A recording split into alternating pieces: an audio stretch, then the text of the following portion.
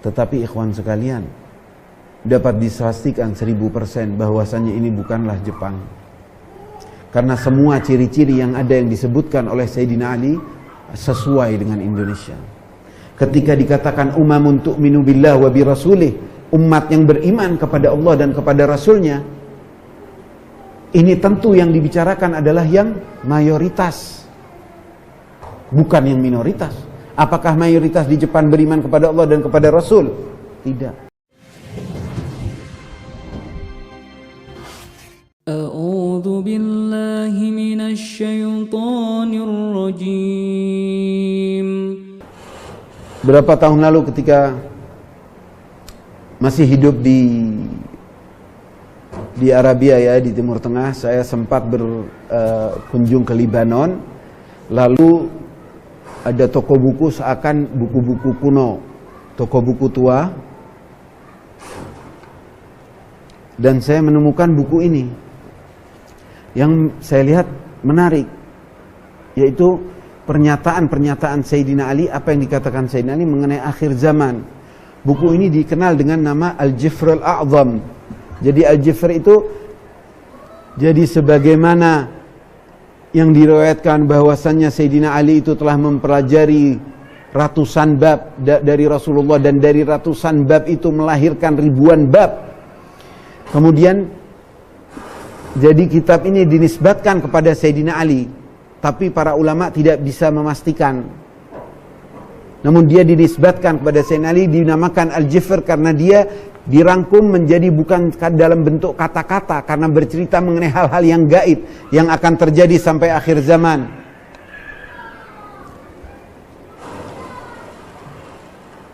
Jadi kemudian oleh banyak ulama ditafsirkan dan dia diubah menjadi kata-kata sehingga dia bisa difahami. Awalnya dengan bahasa yang dicampuran antara huruf seperti wafak, seperti kalau kita melihat azimat, seperti itu. Namun diubah menjadi kata dan diberikan judul. Saya begitu mendapat buku ini dan saya kebet-kebet menarik, saya beli dan saya sangat senang. Kemudian saya baca karena di sini banyak bercerita mengenai negara-negara, Roma, Turki, India, Afrika, Eropa, Rusia, semua dijabarkan oleh Sayyidina Ali di sini. Nah, oleh yang penyusunnya itu diberikan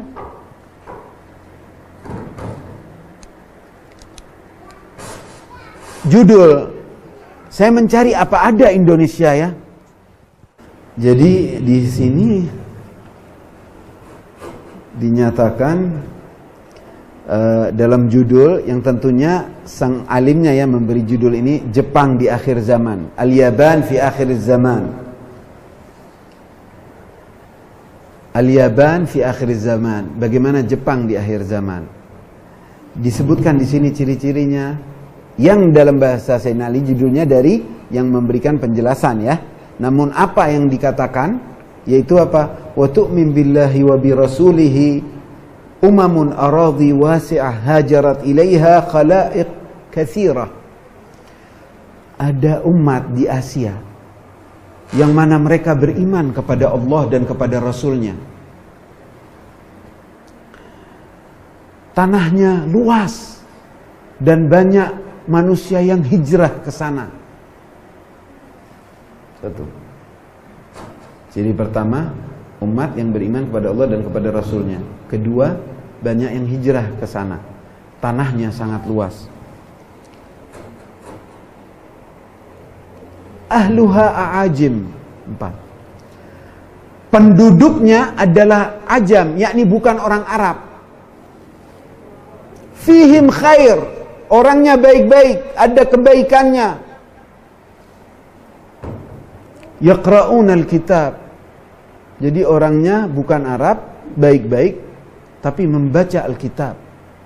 Alkitab apa? Al-Quran. 5.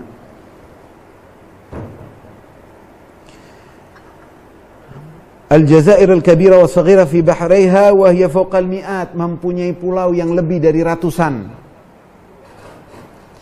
Wa yaqumu atyab 'itratina wa abar dhurriyyatina fi balad az-zilzal alladhi yastaqidu qurunan wa la yanamu illa fi zaman wuliya al-bayt. pulaunya ada banyak. Dan di sana hiduplah aitratana, atyab aitratina, keturunan-keturunan kami.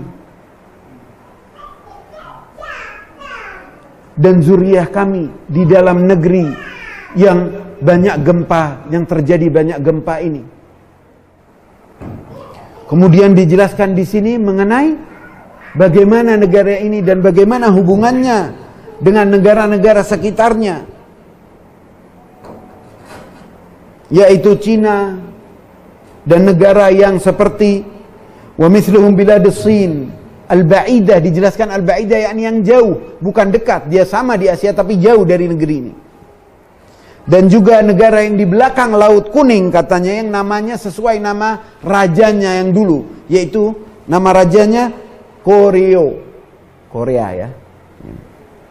Taradzulmu ahwalan wa zamanan. Ini yang telah dipecah kodenya dan beginilah kata-katanya. Tetapi ikhwan sekalian, dapat dipastikan 1000% bahwasannya ini bukanlah Jepang. Karena semua ciri-ciri yang ada yang disebutkan oleh Sayyidina Ali sesuai dengan Indonesia.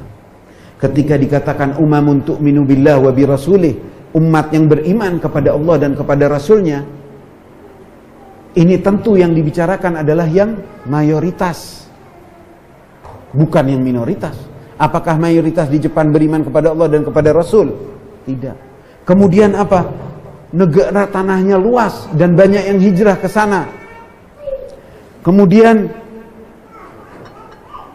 ahluha ajim, mereka orang non-Arab, baik dan membaca Alkitab. Apakah di Jepang membaca Alkitab? Yakni mereka non-Arab, bukan orang Arab, tetapi membaca, bisa berbaca, bisa membaca Al-Quran.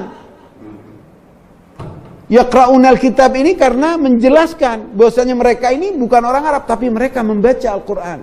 Ini apa? Siapa yang lebih banyak membaca? Rata-rata masyarakat di Indonesia membaca Al-Quran, mukminin. Kemudian banyak dinaungi gunung-gunung besar. Kemudian banyak keturunan kami yang tinggal di sana. Mana lebih banyak? Habaib atau sayyid atau asyraf yang yang keturunan Rasul banyak tinggal di mana? Apa banyak habaib di Jepang sebagaimana di Indonesia? Jelas.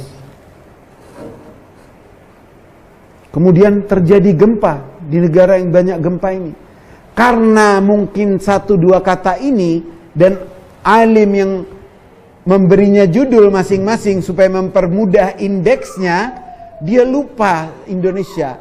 Jadi kena di Asia dan kata-kata gempa yang terkenal adalah Jepang. Padahal di Indonesia luar biasa seringnya gempa. Walau tidak besar di sana, tapi sering di Indonesia. Jumlah pulaunya di atas ratusan, Indonesia ribuan. Dan kemudian dia menjadi jaya. Semua pulau-pulaunya akan dibuka dan terbuka di masa Imam Mahdi dan Nabi Isa. Indonesia menjadi negara yang signifikan dan pengaruh. Ketika dunia sudah berada di tangan para pewaris kenabian, pewaris Rasulullah, orang-orang saleh. Wa nuridu a'udzubillahi minasyaitonir rajim, bismillahirrahmanirrahim, wa nuridu an namunna 'alal ladzina istud'ifu fil ard an naj'alahum a'immatan wa naj'alahumul warithin. Jadi yang membantu menjadi logistik yang mana semua akan tumbuh di negeri ini. Segala industrinya akan hidup kembali. Dan ikhwan sekalian, janganlah kecil hati. Indonesia akan berjalan ke jalan yang lebih baik dan lebih baik insyaallah. Tidak perlu kita pesimis. Kita berbaik dan kita bertanggung jawab untuk mencintai lingkungan kita, tanah air kita, negeri kita. Dan itu adalah pasti sifatnya orang-orang yang beriman. Semakin dia peduli, semakin tinggi imannya. Ketika dia semakin besar, semakin dalam, semakin kuat imannya, rasa cintanya pada sesama semakin tinggi. Dan pada tanah airnya semakin tinggi. Dan pasti selalu ingin kebaikan. Dia tidak akan mendahulukan ambisi. Dia tidak akan mendahulukan, dia akan melawan rasa iri. Dan dia akan melawan korupsi. Sehingga dia menjadi negeri yang diberkati.